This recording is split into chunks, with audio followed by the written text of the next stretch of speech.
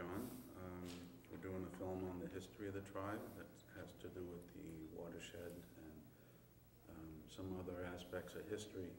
Can you tell me a little bit about yourself, such as your name, your age, and where you live? Hold on just 1 second. I hear a lot of voices coming, and it's echoing. And it might be because they're up above in sound. They're right here. Over. Okay, let me talk, try quietly.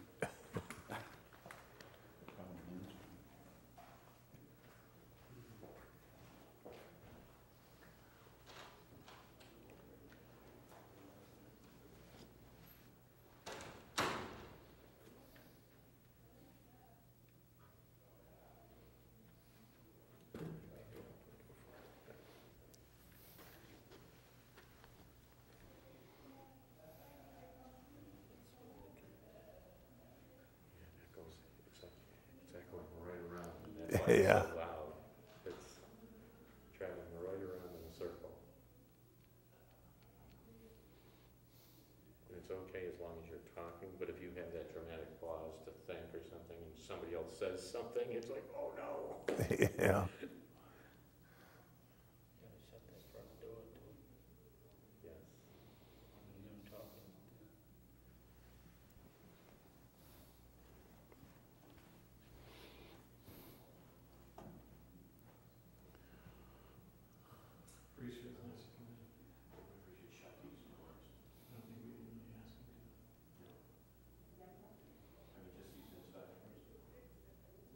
Oh, for bringing something.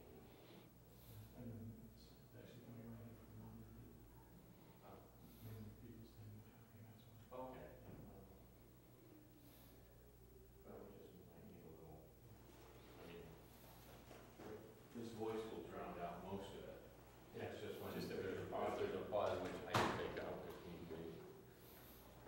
Shut that door too. I have to leave it open because we'll hear it banging and stuff. Oh, yeah, that's right.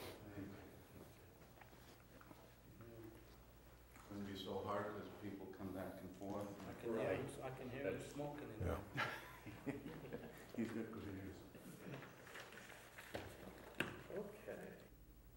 I am recording in approximately 5 seconds, 4, 3, 2, at any time. Good morning, John. And we're doing a film on the history of the tribe, and can you tell me a little bit about yourself, such as your name, your age, and where you live? Yeah, my name is John Stevens, and I live on Indian Township, and I'm 72 years old. And used to be tribal governor. Well, a lot of my titles are X behind it or in front of it. So I've done a lot of things and know of the administration very well. Have you lived in this area all your life? I lived all in this area for 72 years, yes. And there have been a lot of changes made in my lifetime, especially here on Indian Township. We, when I first, remembered Indian Township as a child, there was no street lights. We didn't have any running water. And the main transportation was a canoe. And if you didn't have a canoe, you walk. So a lot of changes has come about here on Indian Township. And most of the time, our school would be open only in the summer months and not in winter months because of the over condition of the school, and also the weather was real bad. Lots of times we have 4 or 5 feet of snow, and by the way, we didn't have any plows or anything like that at that time, and we used horses and sleighs to get around. But now everybody's not doing a thing but one truck doing all the work. So there was a lot of unemployment right here on Indian Township. Development has put a lot of people out of work, and I think a lot of the cultural changes come about too. And like when I was a kid, in the evening there would be storytelling by one of the elders, and we would have to pay like a cigarette. At that time when I was a kid, cigarettes would cost 6 cents. So we get together and pool our money and buy some cigarettes for the old lady and tell her stories in the evening. And other things that we did was a penny ante, or games that we developed ourselves. And in the winter months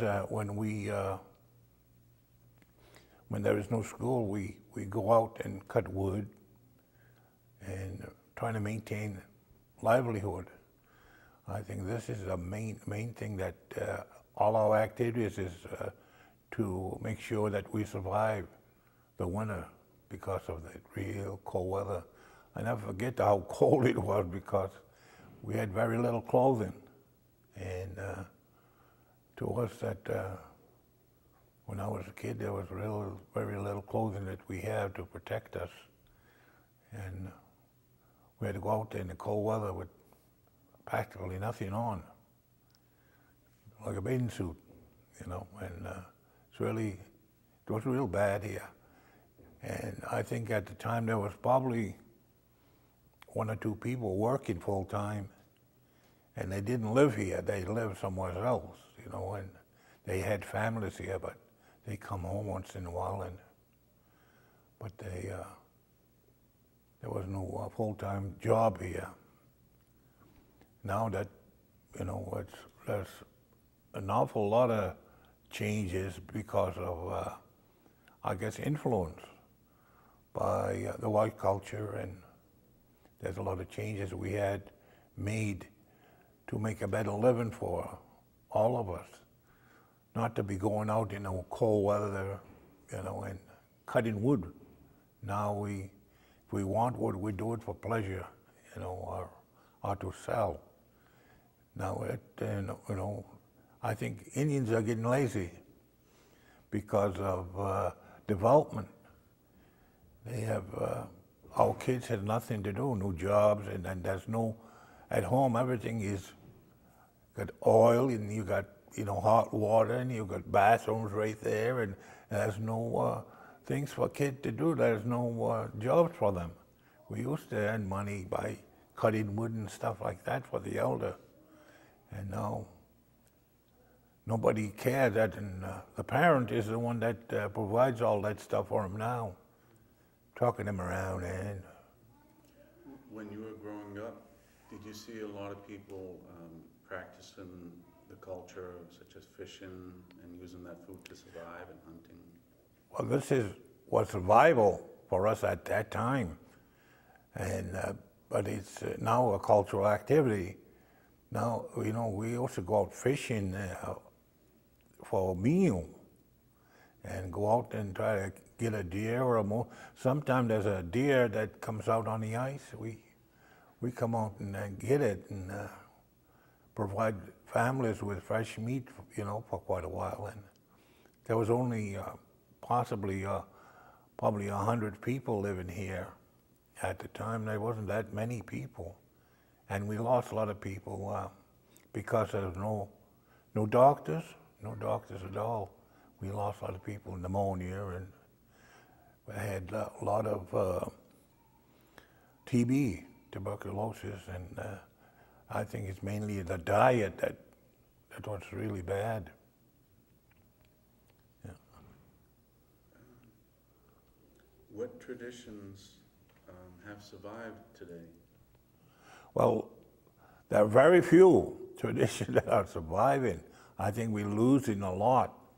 I think, like, when do you see anybody paddle a canoe?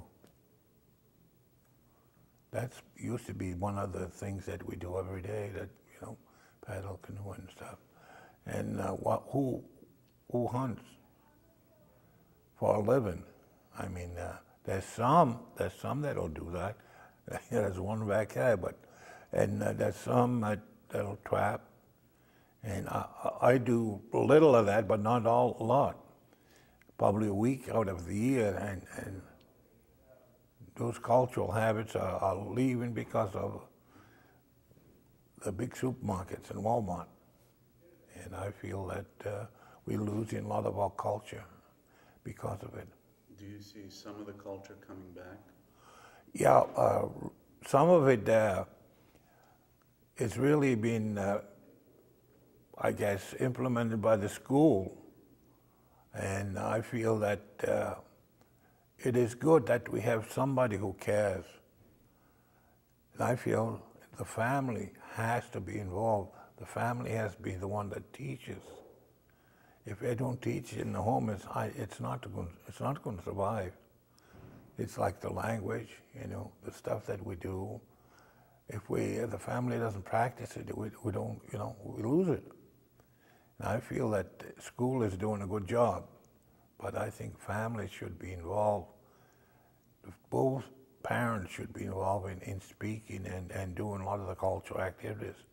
Because that used to be when we had ceremonial day, when inauguration for the chief, there would be 2-3 tribes here. Now you can barely find somebody who will come to our ceremonies, even in our community, because of activity somewhere else, you know. And I feel that we're losing some of that, and some of that is still being, I don't think, really protected or practiced like it should. Yeah. Do you think the spiritual values that Native people have of the forest land and the animals, how strong is that? I feel that those connections with the earth and the water and the forest is real strong, because some of the activities had related going out fishing, going out hunting, and really if they get something, they really have tied into that part of the culture. And to me, I don't go by one day without saying thanks because of what I had that day, because of the earth and the water and the trees are still there. And I go out, and like, we are Catholics. We go to confession. Instead of me going to confession, I go in the woods. And I speak to the birds and the trees and the wind.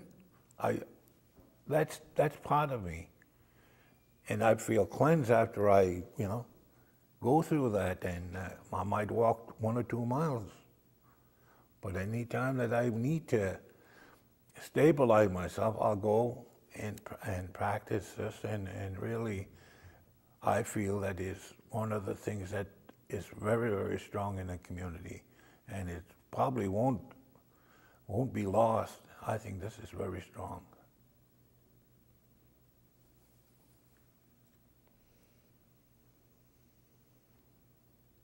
In what ways do you think that those types of traditions are being strengthened?